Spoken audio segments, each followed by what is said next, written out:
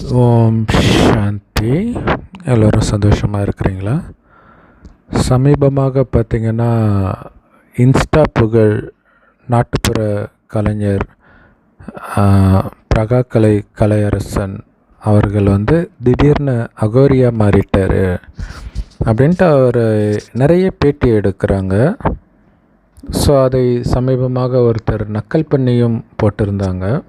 அதாவது அவர் ஒரு போலீஸ் சாமியார், அதை நாங்கள் நிரூபிக்க போகிறோம் அப்படின்ட்டு ஒரு கூட்டம் போய் ப்ராங்க் வீடியோ மாதிரி போய் ஒரு சில விஷயங்கள் பண்ணுறாங்க. ஏற்கனவே கல்யாணம் ஆனவரை போய் இவருக்கு எப்போ கல்யாணம் நடக்கும்னு கேட்குறது, இந்த மாதிரி விஷயங்கள் பண்ணுறாங்க. ஸோ அதை பார்க்கும்போது மகாபாரதத்தின் ஒரு நிகழ்வு ஞாபகம் வருது. அந்த கலியுகம் இறுதி நேரம் நெருங்கும் பொழுது அந்த அழிவு அதாவது விநாச காலத்தில் விபரீத புத்தி அப்படின்வாங்க.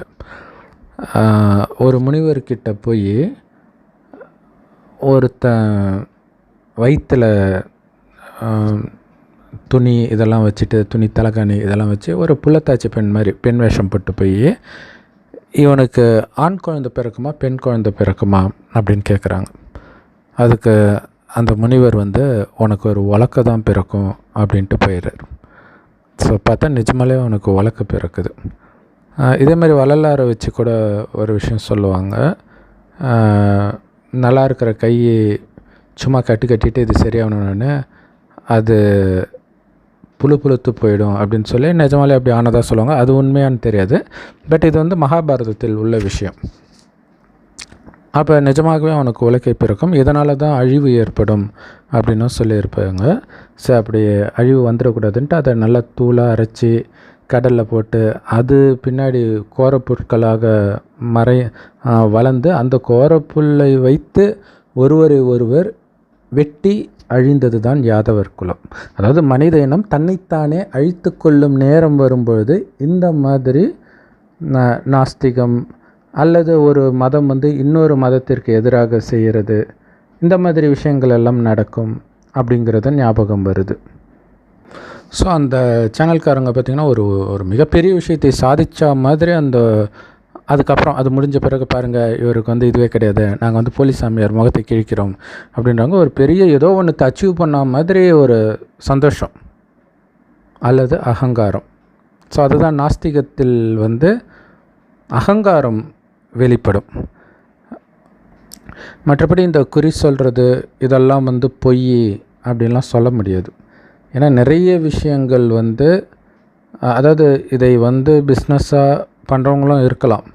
ஆனால் நிறைய இடங்களில் பார்த்திங்கன்னா ரொம்ப சொற்ப தொகை தான் வாங்குவாங்க, ரொம்ப ரொம்ப கம்மியாக இருக்கும். அதை வச்சு அவங்க வாழ்க்கையை நடத்த முடியாது. ஸோ அந்தளவுக்கு கம்மியான காசை வாங்கி அவங்க சொல்லுவாங்க, கரெக்டாக இருக்கும். இதே மாதிரி பார்த்திங்கன்னா ஒரு வெளிநாட்டில் ஒரு 4-5 வருடம் இருக்கும். அப்போ அங்கேயும் நாஸ்திக கோஷ்டி எல்லா இடத்துலையும் இருக்கிறாங்க இல்லையா, அவங்க என்ன பண்ணுறாங்க, இந்த கிறிஸ்தவ மதத்தில் அற்புதம் செய்கிறாங்க அப்படின்னு சொல்லி நிறைய பண்ணுவாங்க இல்லையா, முடவர்கள் நடக்கிறார்கள், இந்த மாதிரி விஷயங்கள். அது ஒருத்தங்க என்ன பண்ணுறாங்க, ஒருத்தர் அது மாதிரி அழைச்சிட்டு வராங்க. ஸோ இவர் ப்ரே பண்ண உடனே அவன் ஏஞ்சி நடக்கிறான். அப்போ டக்குன்னு ஒருத்தர் என்ன பண்ணுறாரு, பாருங்கள் இது கடவுளுடைய அற்புதம்னு அவங்க சொல்லிகிட்டு இருக்கும்போது டக்குன்னு ஒருத்தர் இவர் உண்மையிலே ஏற்கனவே நடக்கக்கூடியவர் தான், நாங்கள் தான் செட் பண்ணி அழைச்சிட்டு வந்தோம் அப்படின்ட்டு நீங்கள் சொல்கிறதெல்லாம் போய் அப்படின்னு நிரூபிக்கிறதுக்காக அப்படி ஒரு விஷயத்தை பண்ணுறாங்க. தெய்வம் என்றால் அது தெய்வம், கல் என்றால் வெறும் கல் தான் அப்படின்னு ஒரு பாட்டு வரும் இல்லையா, அந்த மாதிரி நம்பிக்கை கொண்டவர்களுக்கு அது சரியாகவே நடக்கும். நம்பிக்கை இல்லாதவனுக்கு அவனுடைய நினைப்புக்கு படி சரியாகவே நடக்கும். ஸோ எல்லோரையும் திருப்திப்படுத்துறது தான் கடவுளுடைய வேலை. ஸோ அவன் அது தப்பாக இருக்கணும்னு ஆசைப்பட்றான். சரி, என் குழந்தைக்கு அதுதான் திருப்தி அப்படின்னா அது அப்படியே ஆகும். நிறைய விஷயங்கள், அதாவது இந்த மாதிரி சாமியார்கிட்ட எல்லாம் போகல, நிறைய பேருக்கு இந்த அனுபவம் இருக்கும். எனக்கு ஒரு பிரச்சனை, எனக்கு ஒரு குழப்பம் அப்படின்னா கடவுள் எப்படியாவது அதுக்கான தீர்வை எனக்கு சொல்லுவார் அப்படின்னு நம்புகிறவங்களுக்கு, யாரோ சம்மந்தமே இல்லாமல் ரோட்டில் யாரோ 2 பேர் பேசிட்டு போவாங்க, அதில் இவங்க பிரச்சனைக்கான தீர்வு இருக்கும். ஸோ இந்த மாதிரி விஷயங்கள்லாம் நடக்கும். ஸோ அதுதான் அந்த நம்பினவர்களுக்கு அதற்கான தீர்வு கிடைக்கும். பிரச்சனை எங்கே வருது அப்படின்னா, நம்பிக்கை இல்லாத போது அகங்காரம் ஏறும். அகங்காரம் ஏறும்போது பாவம் நிறைய செய்ய ஆரம்பிப்பாங்க இல்லையா? கடவுளே இல்லை அப்படின்னு உங்கள் மனதில் ஆழமாக பதிய என்ன ஆகும்? அதான் இல்லை என்ன தப்பு பண்ணால் என்ன, அந்த மாதிரி ஆகிடும். குறிப்பாக காமம் சார்ந்த தவறு இதெல்லாம் நிறைய நடக்கும். ஸோ இப்போ இந்த பிரகாகலை கலையரசன் அவர்கள் வந்து அகோரியா ஆகி நிறைய இன்டர்வியூஸ் கொடுக்குறாரு. எல்லா இன்டர்வியூவிலும் மறக்காமல் ஒரு விஷயத்த சொல்கிறாரு, எனக்கு வந்து இந்த மாந்திரிகம் பண்ணுறது, அருள்வாக்கு சொல்கிறது இதிலெல்லாம் இன்ட்ரெஸ்ட் கிடையாது. என்னோடய இன்ட்ரெஸ்ட் என்ன அப்படின்னா, நான் சின்ன வயசுலேருந்தே இந்த மாதிரிலாம் அருள்வாக்கெலாம் சொல்லியிருக்கிறேன், பலிச்சிருக்குது. ஆனால் நான் வந்து ஏதோ ஒரு ஊர் சொன்னார், கொல்லிமலைன்னு நினைக்கிறேன், அப்போ காட்சி கிடச்சிதுன்னாரு. அப்புறம் காசியிலும் இதே மாதிரி காளி சிவன் காட்சி கிடைக்குதுன்றாரு. இதில் அவருடைய மனதை ரொம்ப சிந்திக்க வைக்கக்கூடிய விஷயம் என்ன அப்படின்னா, எனக்கு காட்சி கிடைக்கும்போதும் சிவன் தியானத்தில் தான் இருக்கிறார். அப்போ எனக்கு ஒரு பெரிய டவுட்டு என்னென்னா, நம்ம எல்லாரையும் விட மிகப்பெரிய கடவுள் சிவன் தான் சொல்கிறோம். அவர் யாரை நினைத்து தியானம் பண்ணுறார்? அப்போ அவரை விட உயர்ந்த சக்தி ஏதோ ஒன்று இருக்குது, அதை தேடி தான் நான் போயிட்டு இருக்கிறேன் அப்படின்னு சொல்கிறார். ஸோ மெயினாக நம்ம வீடியோ போடுறதும் அதுக்காக தான். என்ன அப்படின்னா, அவருடைய தேடல் வந்து உண்மை, அது வந்து கண்டிப்பாக பொய் கிடையாது. அதை பொய்யா பார்க்கணுன்னு நினைக்கிறாங்க. ஏன்னா அவர் ஏற்கனவே புகழடைந்தவராக இருந்திருக்கிறாரு. நிறைய நாட்டுப்புற கலை கல்லூரிகள்லாம் போய் சொல்லிக் கொடுக்கறது, டிக்டாக்ல ஃபேமஸாக இருந்திருக்காரு, நிறைய மீடியாவில் இன்டர்வியூலாம் கொடுத்துருக்கிறாரு. ஸோ அப்படிலாம் இருந்து ஒரு டைம் வந்து அனைத்தையும் இழக்கிறார். இழக்கும்போது தானாகவே மனம் வந்து கடவுளை தேடி போகும் இல்லையா? ஸோ அவருக்கு ஏற்கனவே கடவுள் மேலே நம்பிக்கை இருக்குது, இதெல்லாம் இருந்திருக்கு. பட் இந்த தடவை வந்து ரொம்ப அதிகமாக ஆகி பாம்பே போகிறாரு. அங்கே ஒரு அகோரி வந்து 2 கையால் தலையில் அடிக்கிறாரு. அப்போ வந்து எனக்கு இதை சுத்தமாக நான் ஆளே மாறிடுறேன். ட்ரெயினில் போய் எப்படி நான் இன்னொரு இடத்துல போய், அதாவது கண்ணை மூடி படுக்கிறேன், பார்த்தா வேறு ஒரு இடத்துல ஏந்திரிக்கிறேன், என்ன நடந்துச்சுன்னு எனக்கு தெரியல. ஸோ அப்போ எனக்கு ஒரு சில சக்திகள் கிடைக்கிது. அப்போ அந்த அகோரிகளோடு சேர்ந்து 1.5 வருஷம் கிட்ட அவங்க கூடவே நான் இருந்திருக்கிறேன். அப்போ எனக்கு நிறைய விஷயம் மாந்திரிகம் தாந்திரிகம் இதெல்லாம் கற்றுக்கிட்டேன். பில்லி சூனியம் வைக்கிறது, ஏவல் வைக்கிறது, எடுக்கிறது இதெல்லாம் பண்ணுவேன். இந்த மாதிரி விஷயங்கள்லாம் சொல்லின்னு இருக்கிறாரு. ஸோ இதெல்லாம் சொல்லி இதை பற்றி கேட்டுக்கிட்டே இருக்கும்போது தான் அவர் சொல்கிறாரு, என்னுடைய உண்மையான ஆர்வம் வந்து அந்த சிவன் யாரை வழிபடுறார் அதை நான் தெரிஞ்சுக்கணும் அப்படின்னு கேட்குறேன். ஸோ அதுக்கு ஆன்சர் ரொம்ப சிம்பிள். சிவன் கண்ணை மூடிட்டு தியானம் பண்ணுறார் அப்படின்னு சொல்லப்பட்டிருக்கல. இப்போ என் ஃப்ரெண்டுக்கு கூட அது மாதிரி காட்சி கிடச்சிருக்கு. நான் நாஸ்திகனாக இருக்கும்போது, நாஸ்திகனாக இருக்கிறேன், பட் அப்போ தியானம் கற்றுக்கணுன்னு ஒரு அந்த ஆர்வம் மட்டும் இருந்தது. அப்போ அந்த பையன் சொன்னான், இது மாதிரி நான் சிவனை நினைத்து தியானம் பண்ணுவேன். ஒரு தடவை ரூமெல்லாம் சாத்திட்டு நான் அந்த மாதிரி தியானம் பண்ணி கண்ணை திறக்கிறேன், எதிர சிவன் உட்காந்துட்ருக்காரு, கழுத்தில் பாம்போட. எனக்கு திக்குன்னு ஆகிடுச்சு. அப்படியே நான் கண்ணை மூடிக்கிட்டேன். எனக்கு அவ்வளோ பயமாயிடுச்சு. அப்புறம் ரொம்ப நேரம் கழிச்சு கண்ணை திறக்கும்போது எதுவும் இல்லை அப்படின்னு சொன்னான். சரி, இது வந்து கடவுள் சொல்கிறது. இப்போ இவர் கூட கலையரசன் சகோதரர் கூட பார்த்திங்கன்னா இந்த மாதிரி நிறைய தடவை நான் காளியை பார்த்துருக்குறேன். அதுக்கு முன்னாடியும் வேறு மாரியம்மன்லாம் பார்த்துருக்குறேன். காசியில் சிவபெருமானை பார்த்துருக்குறேன். அடிக்கடி நான் பார்ப்பேன். தியானத்தில் இருக்கும்போது பக்கத்துலேயே உட்காந்துட்ருப்பாங்க, பேசுவாங்க, இந்த மாதிரிலாம் சொல்கிறார். இப்போ இது எப்படி நடந்துச்சு அப்படின்னா, என்னுடைய ஃப்ரெண்டு சாதாரணமாக தான் தியானம் பண்ணோம். ஜென்ரலாக சிவனை நினச்சி தியானம் பண்ணணும் அப்படின்ட்டு பண்ணியிருக்கிறான். பார்த்தா காட்சி கிடச்சிடுச்சு. அவனுக்கு ரொம்ப ஆச்சரியமாக இருந்துச்சு, எப்படி அவ்வளோ ஈஸியாக எப்படி கிடைக்கும் அப்படின்ட்டு. ஸோ இது வந்து இதுக்கு ஒரு விஷயம் நம்ம புரிஞ்சுக்கணும். இப்போ தியானம் பண்ணுற மாதிரி உங்களுக்கு தெரியும், ஆனால் இந்த உடம்பு மட்டும் நீங்கள் கிடையாது இல்லை. இந்த உடம்பு தற்காலிகமாக நீங்கள் எடுத்துருக்கிறீங்க, கொஞ்சம் நேரம் கழிச்சு இதை விட்டுட்டு வேறு உடம்பு எடுப்பீங்க. அப்போ அழியக்கூடிய அந்த உடம்பு நீங்கள் கிடையாது. பல உடலை எடுக்கிற அந்த அழிவற்ற ஆத்மா தான் நீங்கள். அப்போ அந்த ஆத்மா என்ன பண்ணுது, அதுதான் முக்கியம். அந்த ஆத்மா பல ஜென்மமாக தவம் பண்ணியிருக்கும் சிவனை பார்த்தே ஆகணுன்ட்டு. ஸோ இப்போ அவர் சாதாரணமாக முயற்சி பண்ணும்போது டக்குன்னு அதுவும் என்னது, சிவனை நினைத்து தியானம் பண்ணார், சிவனை பார்க்கணுன்னு நினைக்கல. கணத்தை வந்து டமால்னு சிவன் இருக்கிறார். ஏன்னா இதுக்காக தான் இந்த முயற்சி பல ஜென்மமாக அவர் பண்ணியிருக்கிறார். ஸோ அதனால் அது நடக்குது. அதேமாதிரி இப்போ எனக்கு தெரிஞ்சு சில சகோதரர்களுக்கு பார்த்திங்கன்னா அந்த குண்டலினி சக்தி ஆக்டிவேட் ஆகிறது சொல்கிறாங்க இல்லையா, அவங்க அதுக்காக எந்த முயற்சியும் பண்ணலை. அவங்க சும்மா நம்ம சொல்கிற அந்த ராஜயோக தியானம் தான் பண்ணுறாங்க. ஆத்மானு வந்து சிவபரமாத்மா நினைக்கணும். ஆத்மானா உயிர், அது பூர்வமத்தில் நட்சத்திரமாக ஜொலிக்குது, அதனால தான் அங்கே போட்டு வைக்கிறோம். அதோடைய தந்தை சிவன், அவர் செம்பன் நிறமான ஒளி உலகத்தில் நட்சத்திரம் மாதிரி இருக்கார். ஸோ செவ்வானத்தில் நட்சத்திரம் மாதிரி சிவத்தந்தையை நினைக்கணும், இவ்வளோ தான். இதை பண்ணும்போதே சிலருக்கு மூலாதாரத்தில் வந்து அப்படியே பாம்பு சரன்னு முதுகு தண்டில் ஏறுற மாதிரி இருக்குது. இன்னும் ஒரு சிலர் வந்து சும்மா அந்த பிராணாயாமம் பண்ணுவாங்களே, அதை பண்ணும்போது சல்லுன்னு ஏற ஆரம்பிக்குது, பயப்படுறாங்க. ஸோ இதுவும் பார்த்திங்கன்னா பல ஜென்மமாக இந்த மாதிரி குண்டலினி சக்தியை ஏற்றணும் அப்படிங்கிற ஒரு லட்சியமாக வச்சு ஏதோ பண்ணியிருப்பாங்க. அதே விஷயத்தை இப்போ வேறு ஏதோ ஒரு காரணத்துக்காக பண்ணும்போது டக்குன்னு இவங்களுடைய ஆசை நிறைவேறுது. அதாவது நம்மளுடைய ஆசையை கடவுள் நிறைவேற்றுவார். அது தப்பாக ரைட்டாக அதெல்லாம் கிடையாது. ஏன்னா ஒரு குழந்தை வந்து அடம் பிடிக்குது, எனக்கு வந்து இந்த பொருள் வேணும், இந்த பலூன் வேணும் அப்படின்னு ரோட்டில் உட்காந்து பெறலுதுன்னா அந்த நேரம் என்ன பண்ண முடியும், அப்பா அம்மாவில் சரின்னு சமாதானப்படுத்துறதுக்காக வாங்கி கொடுத்துருவாங்க இல்லையா. ரொம்ப ரஃப் அண்ட் டஃப்பான அப்பா அம்மாவாக இருந்தால் அடித்து இழுத்துட்டு போவாங்க, அது வேறு விஷயம். பட் ஜென்ரலாக இல்லையா டீசெண்டானவங்க வாங்கி கொடுத்துருவாங்க முடிந்தால்.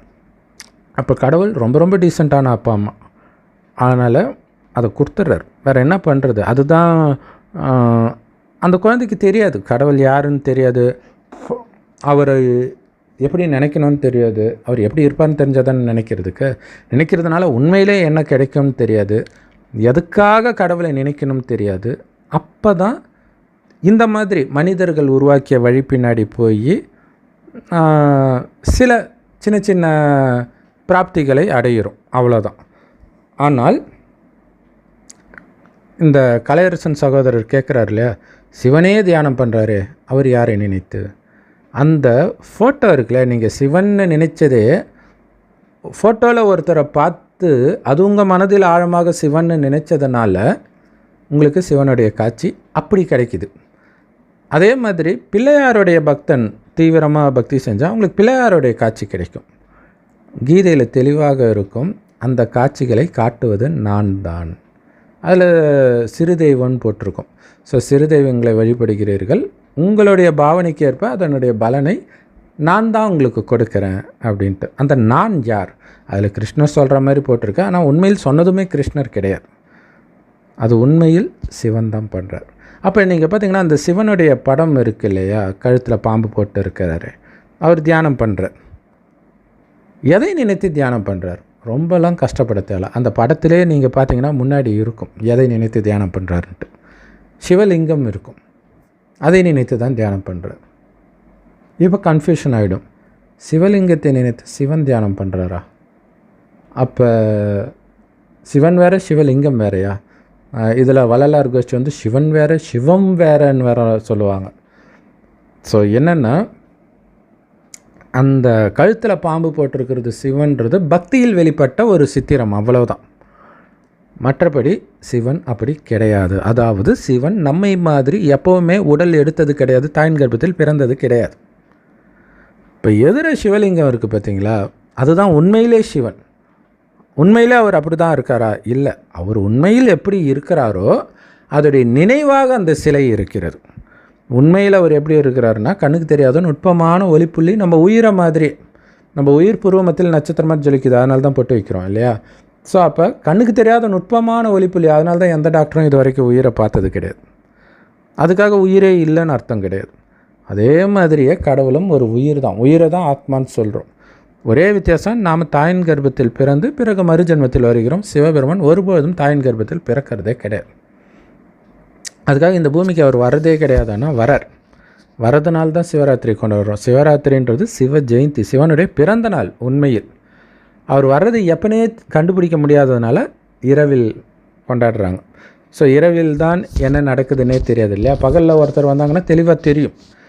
பைபிளில் கூட நான் திருடன் மாதிரி வருவேன் நள்ளிரவில் அப்படின்னு இருக்கும். ஸோ அது உண்மையிலே இருட்டில் வராருன்னு அர்த்தம் இல்லை, கலியுக இருளில் வருகிறார்னு அர்த்தம். கலியுகத்தில் எது உண்மையினே தெரியலல்ல. இப்போ கலையரசன் சகோதரர் கேட்குற மாதிரி, அப்போ சிவன் யாரை நினைத்து தியானம் பண்ணுறாரு கேட்குறாங்க இல்லையா. ஸோ இந்த மாதிரி எல்லோருக்குமே கொஞ்சம் யோசித்தாங்கன்னா பதில் வரும். அப்போ இயேசு யாரை பரமபிதான்னு சொன்னார் யோசிப்பாங்க இல்லையா. ஸோ அப்போ இந்த சிவனைத்தான் பரமபிதான் கிறிஸ்தவர்களும் அல்லான்னு முஸ்லீம்களும் சொல்கிறாங்க. கடவுள் ஒருவரே, அவர் ஒளிப்புள்ளியாக இருக்கிறாரு. ஆனால் ஒளிப்புள்ளிக்கு நம்ம எப்படி பூஜை பண்ண முடியும், அபிஷேகம் பண்ண முடியும், அலங்காரம் பண்ண முடியும். அதனால் அது கொஞ்சம் பெரிய சைஸில் வைக்கிறாங்க. சிவலிங்கத்தின் மேல் பகுதி முட்டை வடிவத்தில் இருக்குல்ல, அதுதான் சிவன். கீழ்ப்பகுதி என்னன்னா, சிவபெருமான் கலியுகம் அழிகிறதுக்கு 100 வருடம் முன்பு ஒரு வயோதிகர் உடலில் பிரவேசிக்கிறார்.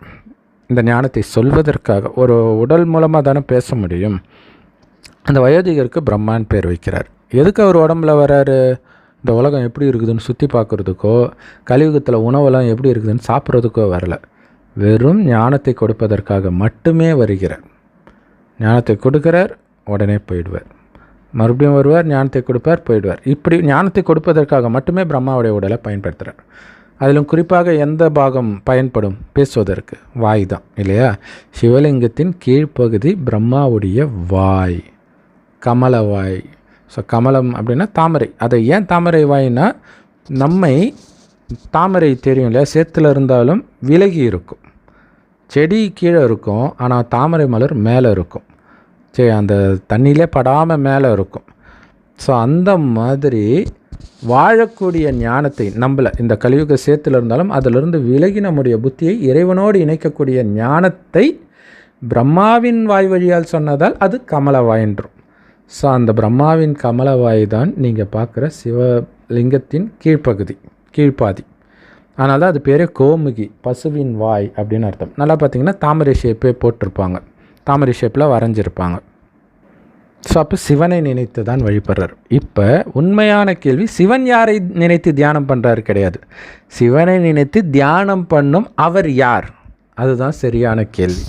ஸோ சிவலிங்கம் தான் சிவனுடைய நினைவாக உருவாக்கப்பட்டது, அதாவது உடல் இல்லாத ஜோதி ரூபமாகவே இருக்கிறவர். அப்போ வழிபடுறது யார் அப்படின்னா, ஒன்று அப்படி ஒருத்தர் யாருமே கிடையாது, அது பக்தி மார்க்கத்தில் வெளிப்பட்ட விஷயம். ஆனால் அதை நீங்கள் யாரோட ஒப்பிடலான்னா, சிவன் ஒருத்தர் உடலில் இந்த ஞானத்தை கொடுக்கிறார்ல, அவருக்கு பிரம்மான்னு பேர் வைக்கிறார். அந்த பிரம்மா மூலமாக நமக்கு இந்த ஞானத்தை கொடுக்கிறார். அதுதான் பிரம்மகுமார் ராஜயோக தியான நிலையத்தில் முற்றிலும் இலவசமாக முரளின் கிடைக்குது. யூடியூப் வெப்சைட்ஸில் இருக்க அதோட லிங்க் இந்த வீடியோ கீழே டிஸ்கிரிப்ஷனில் கொடுக்குறோம். அப்போ அந்த பிரம்மா மட்டும் இல்லை, அவரோட இந்த ஞானத்தை கேட்குற நாம் எல்லோருமே பிரம்மகுமார் குமாரிகள் தான். அப்போ இறைவன் என்ன சொல்கிறார், உங்களை ஆத்மான்னு உணர்ந்து சிவபரமாத்மாவை எவ்வளவு முடியுமோ அவ்வளவு நினைவு செய்ய செய்ய உங்கள் ஆத்மாவில் இருக்கிற பாவம் நீங்கும். அதாவது காமம், கோபம், பற்று, பேராசை போன்ற அழுக்கு ஆத்மாவில் ஒட்டிகிட்டு இருக்குல்லையா, அது நீங்கணும். ஏன் நீங்கணும் அப்படின்னா, கடவுள் சொல்கிறாரு, இந்த உலகத்தை நான் சொர்க்கமாக படைத்தேன், இதுபோல் காமம், கோபம், பற்று, பேராசை, அகங்காரம் நிரம்பிய நரகமாக நான் படைக்கலை, பரிசுத்தமான உலகமாக படைத்தேன். அங்கே நீங்கள் பரிசுத்தமாக இருந்ததுக்கு காரணம், உங்களுடைய கவனம் வெளி உலகத்தில் சிதறாமல் ஆத்மாவில் இருந்தது. ஆத்மாவாகியன்னா கண் வழியாக பார்க்குறேன், வாய் வழியாக பேசுகிறேன், அதேமாதிரி ஒவ்வொருத்தரையும் ஆத்மான்னு பார்ப்பாங்க. ஸோ அந்த ஆத்மா ஆண் உடலை எடுத்து நடிக்குது, பெண் உடலை எடுத்து நடிக்குது. நடிக்கிறது ஒளிப்புள்ளி தான், அது ஆண் உடலும் எடுக்கும், பெண் உடலும் எடுக்கும், மாறி மாறி. ஸோ அப்போ அது எடுத்த உடலில் மீது நமக்கு கவனம் போயிடுச்சு, ஆனால் அந்த உடலை எடுக்கிற ஆத்மாவின் மீது கவனம் இல்லாமல் போயிடுச்சு. ஸோ இப்போ இந்த சகோதரர் கேட்குற மாதிரி, அந்த உடல் கொண்டவரை சிவன் நினச்சிட்டோம், உண்மையான சிவனை எதிர இருக்கிறாரோ அதை நம்ம கவனிக்கவே மறந்துட்டோம். அப்போ இந்த பிரம்மா அல்லது நாம் ஆத்மான்னு நம்மை உணர்ந்து, உடலே எனக்கு இல்லை வெறும் ஆத்மான்னு உணர்ந்து சிவபரமாத்மாவை நினைக்கிறோம். அதுக்கு தடையாக இருக்கிறது என்ன? வெளி உலகத்து விஷயங்கள். இப்போ வெளி உலகத்து விஷயத்தை பார்த்தும் பார்க்காமல் கேட்டும் கேட்காமல் இருக்கணும் அப்படிங்கிறதுக்காக தான். சரி, நான் முதல்ல அது யாருன்னு சொல்லிடுறேன். அது நம்முடைய நினைவு அல்லது பிரம்மாவுடைய நினைவுன்னு வச்சுக்கோங்களேன். ஏன்னா இந்த பிரம்மா தான் இந்த ஞானத்தை ரொம்ப தீவிரமாக ப்ராக்டிஸ் செய்து அடுத்த ஜென்மத்தில் ஸ்ரீ கிருஷ்ணராக பிறக்கிறார். கரெக்டாக சொல்லணும்னா ஸ்ரீ கிருஷ்ணராக 5000 வருடத்திற்கு முன்பு இருந்தவர் தான் மறுஜென்மம் எடுத்து இப்போ சாதாரண மனிதனாக இருக்கும்போது சிவபெருமான் அவர் உடலில் பிரவேசமாகி அவருக்கு பிரம்மான்னு பேர் வைக்கிறார்.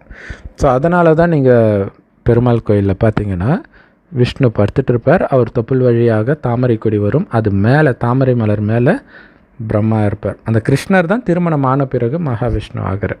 இப்போ விஷ்ணுவோடைய கடைசி ஜென்மன்றதுனால அவர் படுத்துட்டு இருக்கிற மாதிரி இல்லையா, வயோதிக ஜென்மம் அல்லது மரணத்துக்கிட்ட நெருங்கிட்டார். அந்த நேரம் இறைவன் ஞானத்தை கொடுத்து அவர் எழுப்புறார்.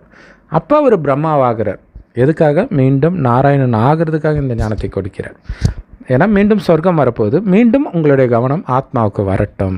அப்படி வந்துடுச்சுன்னா காமம், கோபம், பற்று, பேராசை, அகங்காரம் ஃபுல்லாக அழிஞ்சிடும். அதற்கான சக்தியை பெறுவதற்காகத்தான் நாம் சிவனை நினைக்கிறோம். ஏன்னா சிவன் பிறப்பிறப்பு சக்கரத்தில் வந்ததில்லை, அவரிடம் அந்த சக்தி எப்போவுமே நிரம்பி இருக்குது.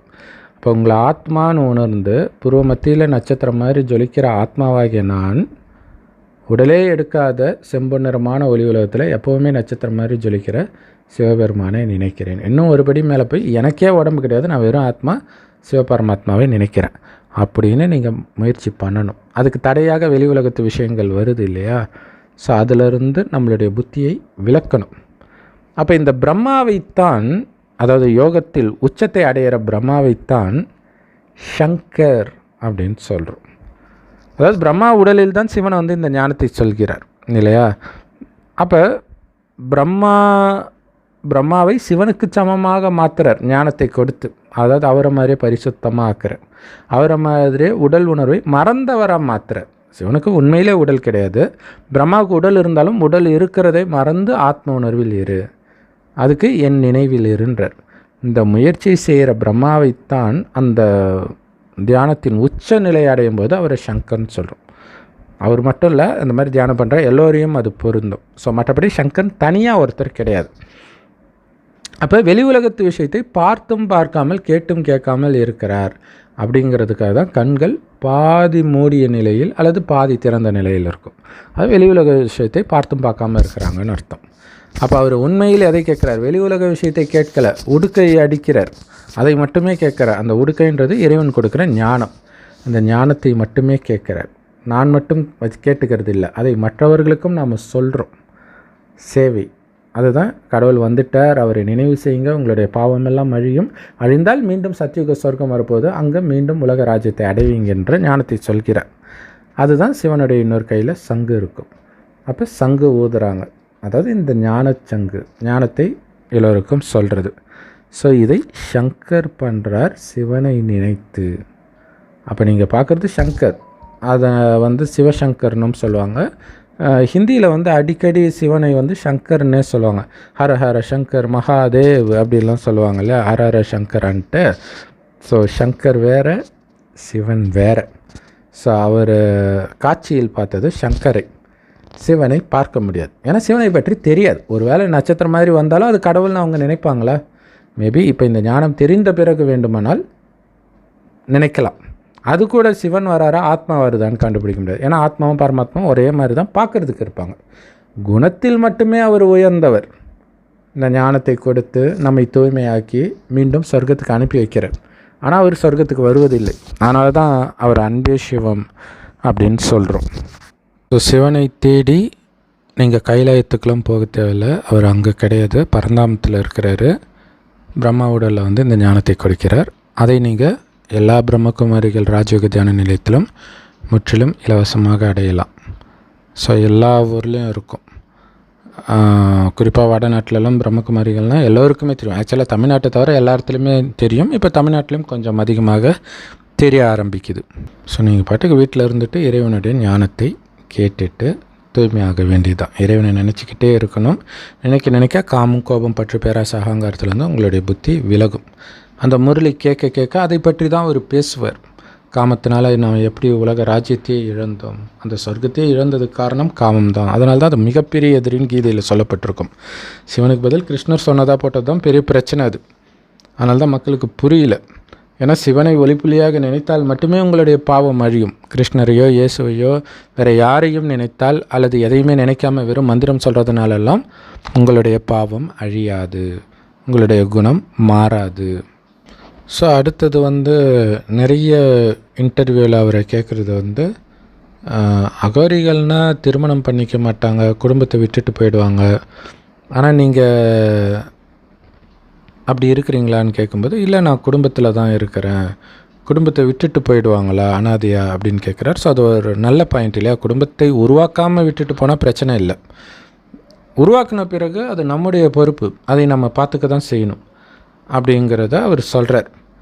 அதுக்கப்புறம் ஒரு பொண்ணு இன்டர்வியூ எடுக்கும்போது அந்த பொண்ணு ஸ்ட்ரைட்டாகவே கேட்குறாங்க, நீங்கள் உங்கள் மனைவியோட காமத்தில் ஈடுபடுவீங்களா அப்படின்ட்டு. அவர் சிரிச்சுக்கிட்டு ஈடுபடுவேனே, அது தப்பு இல்லைங்களா அப்படின்போது அவர் மேல்மருத்துவர் அடிகளார் இந்த மாதிரி இதெல்லாம் சொல்லும்போது, இல்லை எல்லாம் ஓகே கல்யாணம் ஆகி, ஆனால் ஆன்மீகத்துக்கு வந்த பிறகு அதிலிருந்து விலகி இருப்பாங்களே அப்படின்னு கேட்குறாங்க. ஸோ அதுக்கு அவர் என்ன சொல்கிறார் அப்படின்னா, என்னுடைய குரு யார்? சிவன் பார்வதி தான். அடுத்தது மேல்மருத்துவர் அடிகளாரும் என்னுடைய குரு தான், அவருக்கு நான் சேவை செஞ்சுருக்கிறேன் 7 வருஷம் அப்படின்னு சொல்கிறாரு. சரி அதை விட்டுருங்க. ஸோ அவர் திருமணமாகி குழந்தையெல்லாம் இருக்கிறாங்கல்ல, என்னுடைய குருவை தானே நான் ஃபாலோ பண்ணுவேன் அப்படின்னு சொல்கிறாரு. இன்னொன்று மெயினாக சிவன். அப்போ சிவன் காளி என்ன உறவு?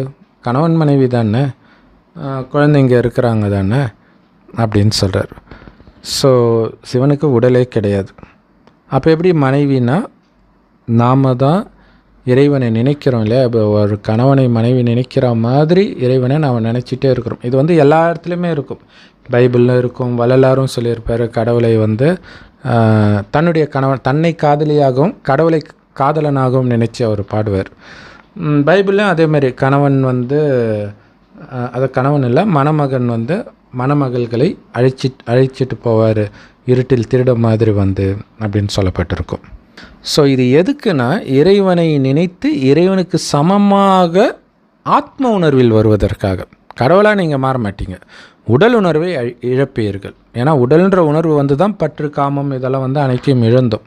சொர்க்கத்தில் ஆத்மான்ற உணர்வு இருந்ததுனால தான் அன்பு அமைதி ஆனந்தம் உங்களுக்குள்ளே இருந்து வந்தது. ஏன்னா அது உங்களுடைய உண்மையான குணம். வெளியில் ஒருத்தர் கொடுத்தாதான் கொடுக்கறது அப்படியெல்லாம் இல்லை. வெளி உலக விஷயத்தில் மயங்கலாம் மாட்டிங்க. ஆனால் அது சுகத்தை கொடுக்கக்கூடிய உலகமாகத்தான் இருக்கும். சிங்கமும் பசுவும் ஒன்றா தண்ணி குடிக்கும், பைபிள் குரானில் கூட போட்டிருக்கும். ஸோ அப்போ சிங்கம் கூட இன்னொரு விலங்குக்கு துக்கம் கொடுக்காது அங்கே.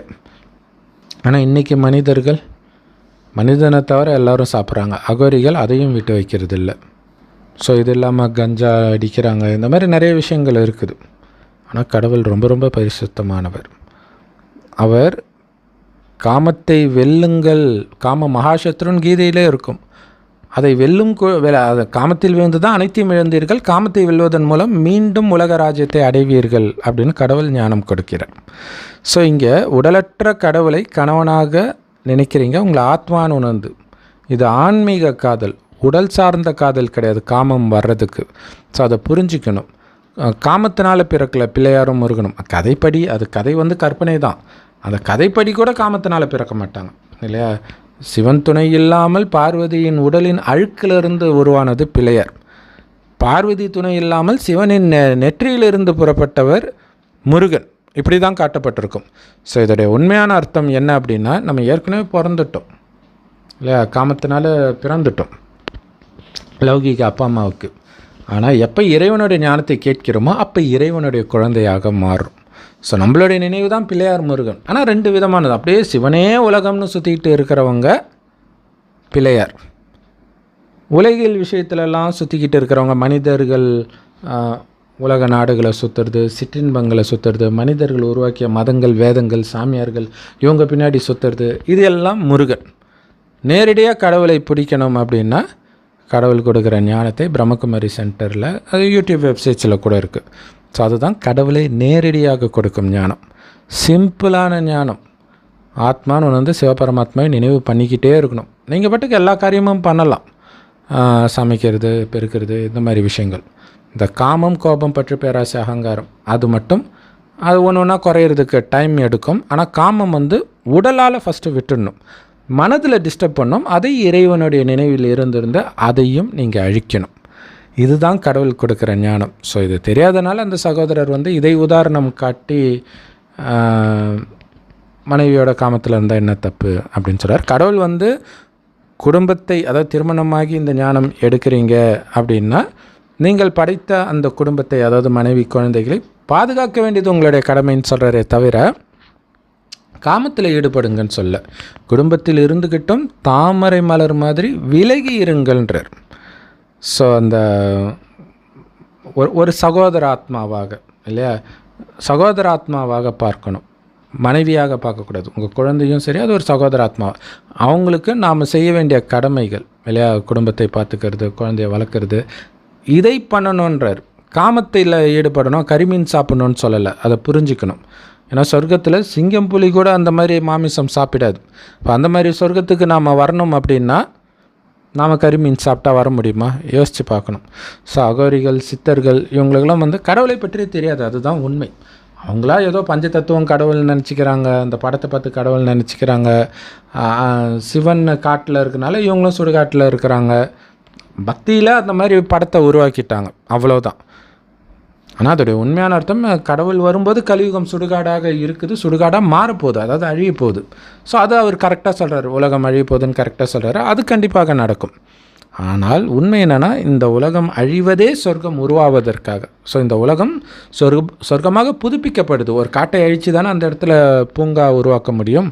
ஸோ அந்த மாதிரி இன்றைக்கி காடாக இருக்கிற கலியுகத்தை சத்தியுக பூங்காவாக, அங்கே தெய்வீக நறுமணம் வீசும் மலர்களாக நம்மை உருவாக்கி அனுப்புகிறார். அதாவது தெய்வீக குணங்கள் நிரம்பிய தேவதையாக மாற்றி அனுப்புகிறார். ஓம் சாந்தி. தேங்க்ஸ் ஃபார் வாட்சிங்.